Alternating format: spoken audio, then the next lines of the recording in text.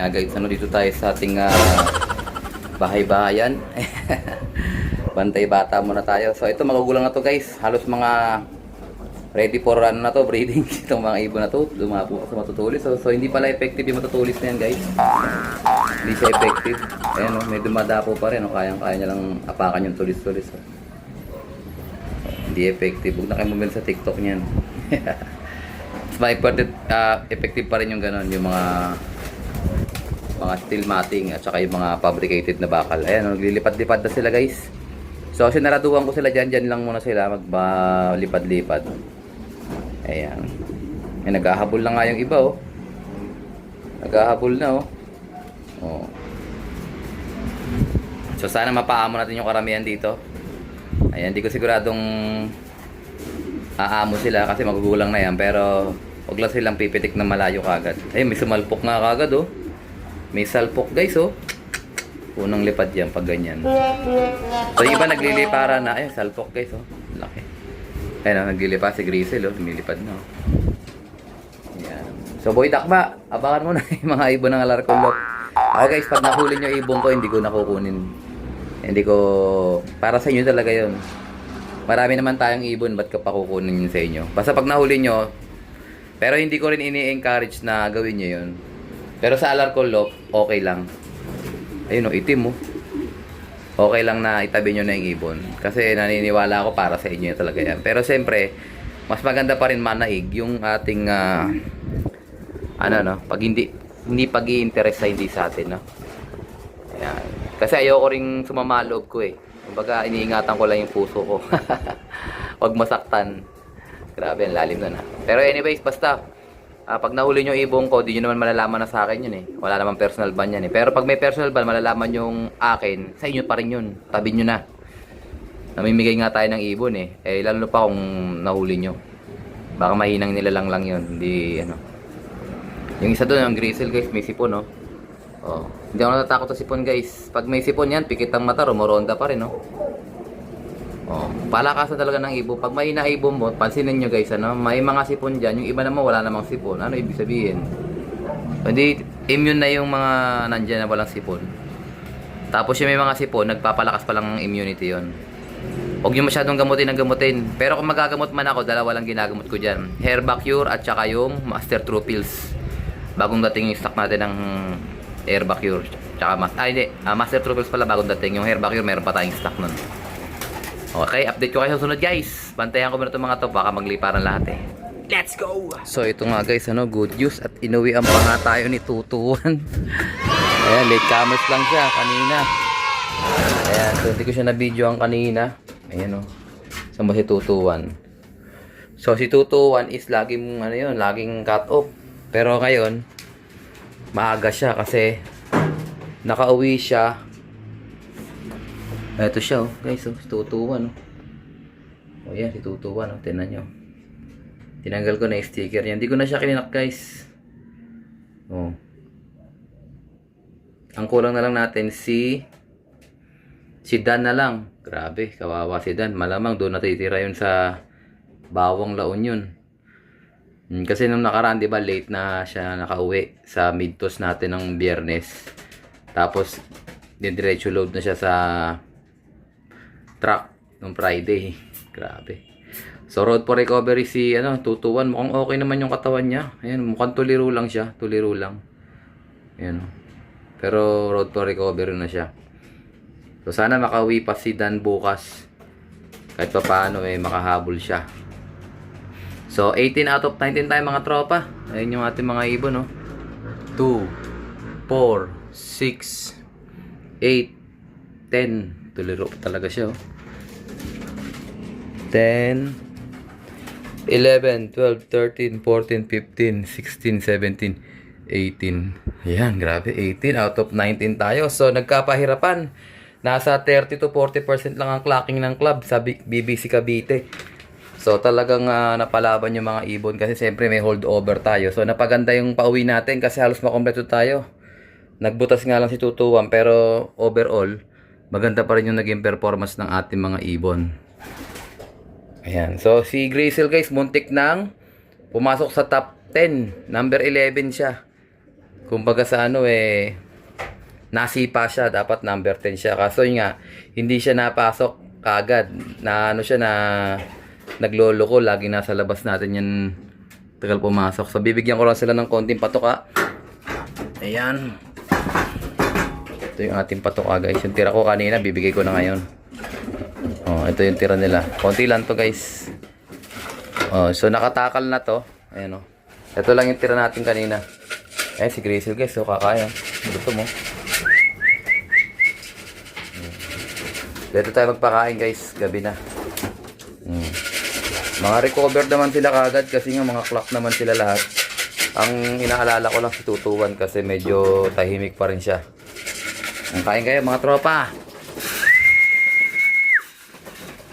So abangan natin si Tutuan bukas.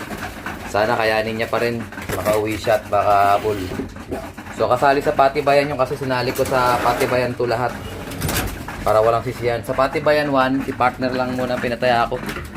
Kasi marami pa tayong ibon nun So 10 lang yan tinayaan namin. Pero ngayon lahat na tinayaan ko na. Para at least baka makachamba Ay maganda naman yung appetite ni Tutuan guys. Ayan makain naman siya. Kumakain naman sila lahat. So magandang sinyalis yan na makaka-recover sila. So plain water lang yung binigay ko kasi kanina. Meron niya yung electrolytes. So lahat naman sila nakainom na ng electrolytes. So plain water na lang yan nilagay ko dyan. So good luck sa lahat mga tropa. At sana makauwi pa si Dan. Sa lahat ng mga pumuesto, congratulations brother Richard De Guzman, Rigel Slope, first overall, FR1 bracket 4. Tapos pasok naman din siya sa FR1 Central, number 6 yata siya. So congratulations. Si Brother Lentoy din pumasok din. Mga tropang Dasma, congratulations sa inyo. At sa lahat na nanalo sa BBC Penrith 1, congrats sa lahat. Okay, bawi tayo sa mga hindi pinalad. So sumali tayo sa Penrith 1 pero yung 4 lang na libre. So sayang to, hindi ko natayaan sa Penrith 1. Ito pala yung mabilis. Yung ibon ni Dan Quiapo. Ayan kumbaga sa wrong pick tayo. Pero okay pa rin. Number 26 tayo sa overall ito. Si paring Ekoy. So ang may premyo lang is top 20. So number 26 yan yung kay paring Ekoy. Congrats pa rin paring Ekoy. Ito mabilis yung ibon mo. Yan, regular sa atin naglilipad dyan si paring Ekoy. So abangan nyo yung mga tropa natin dyan. Sila Brother Rod. Merong ibon dito si Brother Bernie. Brother Ruel. So wala akong pa one low praise guys Ito yung mga tropa-tropa lang natin na nakikiusap maglipad ng ibon. So entry nila yan. Sila nagbabayad ng taya niyan. So nagbibigay din sila sa akin ng patuka para naman sa aking maintenance. So wala akong sinisingil dyan na labis. Kumbaga katuwaan lang. Hindi ko man mapagbigyan lahat kasi ayoko rin masyadong ma-crowded. Di rin tayo nanalo pag sobrang crowded. So maximum dito sa loft na to is 70 to 80. Tig 40 rito sa bawat butas. Pero hindi ko ina-encourage na maglipad kayo sa akin. Kasi mas maganda dun sa may premium maganda yung mga Allegri One Low Praise dun na lang kayo maglipad. Ito is mga tropa-tropa lang. Hindi ko mahindihan. Okay, good luck sa lahat mga tropa. Tingnan nyo si good luck Good luck sa kanya. Durug-durug siya. Nabasag yung itlog niya kaya madumi siya. Ito yung dibdib niya. Nabasag yung itlog. Dumikit dyan. Sabik na siyang umupo sa itlog niya. Pag upo niya basag. Okay, good night sa lahat. Sana makauwi pa si Dan.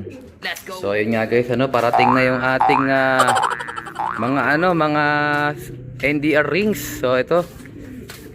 Tingnan natin yung mga breeders natin. Ito nga pala yung ating mga opal lines guys. Tingnan nyo, magkapatid na opal lines. So hindi pa nakukuha ng taga Bataan. Tapos ito may nilabas din na isa pang opal lines dito. Ayan si Opal Junior. Pero ito tingin ko babae kaya malamang i-stock ko na lang to. Pwede nating pang inbreed kay Opal. Ganda ng pagka-opal niya parang ice. Ayan. So hindi ko na sila paitlogin. Pagka lumaki na to si Opal Juniora, parang babae kasi siya maliit lang na ibon. I-stock na natin siya. Ayan. So kung mag-itlog man lang siya, hindi ko naman din sila bubuhayin na. Para at least mapahinga na si Opal. May pangbalik na siya. Ayan. So ito yung mga ibon natin guys. Halos ready to breed na yung mga natin, mga breeders natin na mga kinondisyon natin. Ito. Ayun nga pala mapapansin nyo yun si Grisel guys, namisa. Pisa na yung inakay dyan. May dong dalawang itlog. Kung naalala nyo, magkaparis yan. Yung dalawang grisel natin. Ito. Itong Quiapo na to, Joston. Yan. Kapatid yata ito nung nasa taas, yung lumalawa natin. Yung number 11. Joston line. Tapos yun naman, yung ating grisel galing sa Pampanga. Mga champion line doon sa Pampanga. Yan o. Namisa. So, may mga kapatid pa yan dun sa Ewan ko kung paliliparin ko yan o pamimigay na lang natin yan. Kung kusunatan nyo yung young bird na yan, PM nyo lang ako. If the price is right. Pero tingnan natin, baka pamigay natin sa mga avid supporter natin. So, yung mga hens natin is ready na. Tingnan nyo ha. Naglalapitan yan dito. Ito, sino ba to? Si Rosel Martin Petronio. Ready na siya. Oh. So magsasalang tayo baka pagpasok ng November, magsalang na tayo. Kasi parating na yung rings. So baka this week magkaroon na ng NDR rings. Ayun dumatawag pa, sumasagot guys. Ito yung nanay ni Opal, mabait din sa akin to. Tumusunod din Kaso lugom pa siya, baka hindi siya mapasalang. So isasalang ko yung mga ibon ni partner na bagong dating dito, yung mga imports niya, tsaka yung mga winning lines niya rito. Yung galing kay Idol Dang Quiapo. Paparis-paris ko na yun. Ayan. So naka na tayo, tapos na tayong mag-antibiotics, mag-flashing, naka-probiotics na tayo hanggang matapos, tsaka vitamins. So sakto lang. Sakto talaga yung tansya ko. Baka November, pwede na tayo magsalang. Yan Tuloy-tuloy na yan guys. Pag simula tayo ng breeding ng north, hanggang hanggang south. Tuloy-tuloy. Lalabas na rin yung sing-sing niya tuloy-tuloy. Ayun grabe Abangan nyo kung ilang pairing yung ating ikakasa. So, mapapansin nyo, lampas yung ating kulungan. So, dito pa lang, sandamukal na. Dalawang noble cage na kagad yan. Tapos ito pa, may alarcon breeding cage pa. Ayan, silik nga tayo sa loob. Ito guys, mapapansin nyo sa lahat ng di pa nakakapunta sa alarcon loop. So dito yung side, meron tayong 12 na butas dyan. Ay, may nagpaparis pa nga dun Pares barako to, naglalabing-labing to pares barako to. Pumigay na pareho. Ayan, pares barako, naglabing-labing. Ayan So ito guys, 12 rito. 1, 2, 3, 4, 5, 6, 7, 8, 9, 10, 11, 12, 12. Tapos sa kabila 12 rin. So dito muna nilagay ko yung mga manok. Ayan. Kasi nagkakalat sila tignan mo, naglinis yung anak ko dito. Ayan, dito biniwan niya muna dito. So ito may naka-pairing pa. Namisa na rin. Ito partner yung papayaya natin sana Kaso namisa Ayan, may isang ina kayo. Tingnan natin kung mabubuhay niya. So ito guys yung ating mga manok. Masyado silang maiilap. Brother Bernie, ang lalaki na ng mga manok mo. Ito ang lalaki Texas to guys, panlaban to. Pero ang gagawin ko lang dito is kakainin lang namin yung mga anak na to. Ang laki na Brother Bernie Ang lalaki ng manok pinadala mo sa akin. Ang tatangkad. Ayun So baka isipin nyo magsasabong ako guys, hindi Kamakain lang to guys ng mga laglag. Hindi ko pinapakain to ng diretsong silang kumain. Kumbaga pinapakain ko lang dyan yung mga nalaglag na patoka. Halos nga walang natitira Pati mais, pati lahat, ubos. Ang di lang nila kinakain masyado yung peas. Hanggat maaari ayaw nila nung peas. Ewan ko bakit. Anong meron sa peas. So tingnan natin yung mga barako natin dito. Masarap din kayang katayin yung yung mga Texas. Di ba pag nabibihag kinakain nila yan. Ito si Biberman guys Nangitlog pa pala to Babae pala to tama, ito pala yung nahihawa ko rito. Hindi ko na malaya, nahihawa ko sila dito. At namares. Ang pares yan yung Peter Van de Merwe. Yan, Peter Van de Merwe. Ito yung mga barako natin guys, bawas-bawas na to kasi yung mga ibong ko pinamigay ko ng iba. Yung iba in-out ko naman. Ayan sila. So, pipili tayo dito ng barako natin. Siguro yung mga 24 pieces. Yung mga makinis na makinis. So, priority natin yung mga ibon ni partner na na bagong dating dito. Ayun, si 4, si 5. Ano si Biopedio pala to, Black Eagle. Yan yung mga barako natin guys. Mga kondisyon na yan. Patatabain na lang natin, vitamins na tayo ngayon. Tapos na tayo mag-antibiotic. Yan, kikinis na oh. Ito medyo may kulubot pa. Si ano pala to, si Puyo. Yan, may Puyo oh. Mapasalang yan. Oh, nakapahinga na rin yan ng 1 buwan. So basta pa-priority natin yung ating mga bagong dating kay partner. Ito napasalang din to, baka ipahinga ko lang din to. Si Ganus napasalang yan eh. Anak niya yung mga ano natin doon, mga golden, mga Dan line. Pares niya yung Dan eh. So yan, lalaki ng ilong oh. Ayan, Mariano Lee oh.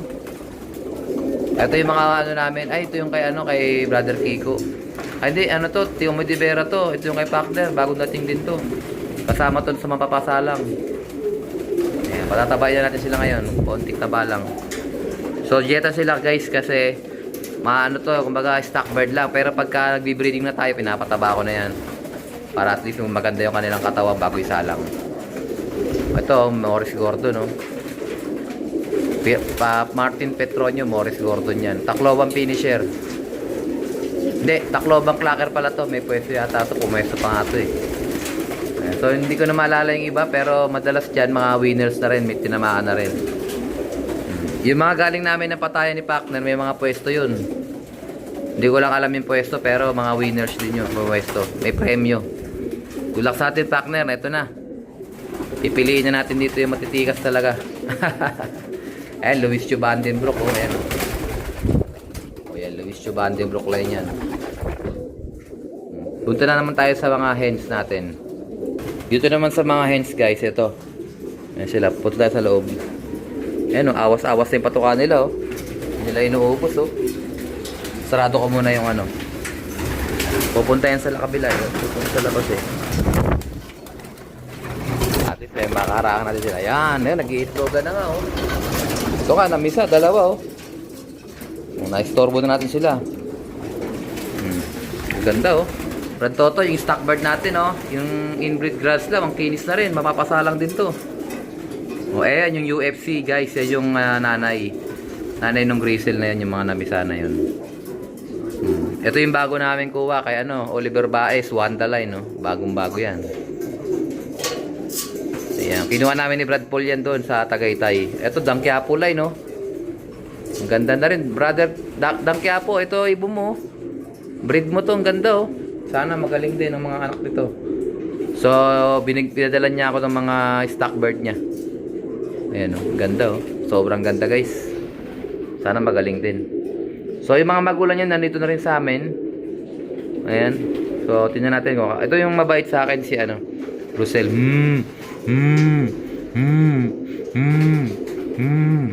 Martin Petronio. Ito best kittel.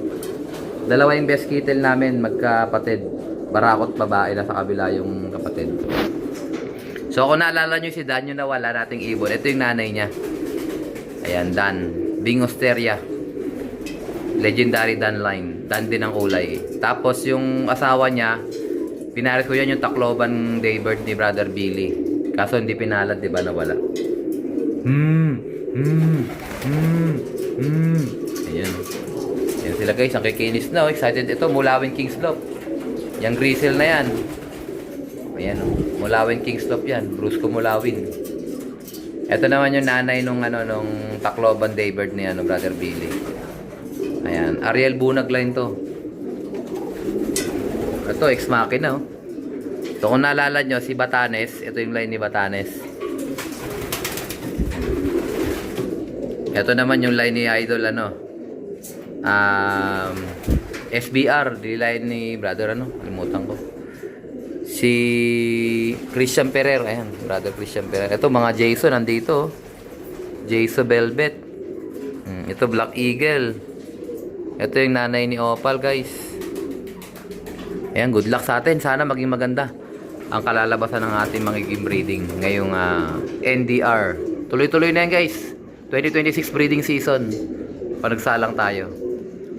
Ayan. So, update ko kayo guys. I think dito nga tatapusin ang ating video for today. At syempre, kung di ka pa nakasubscribe, isubscribe mo na yan. Like, share, kapatids. And as always, ingatan tayo ng Panginoon. Bye-bye you!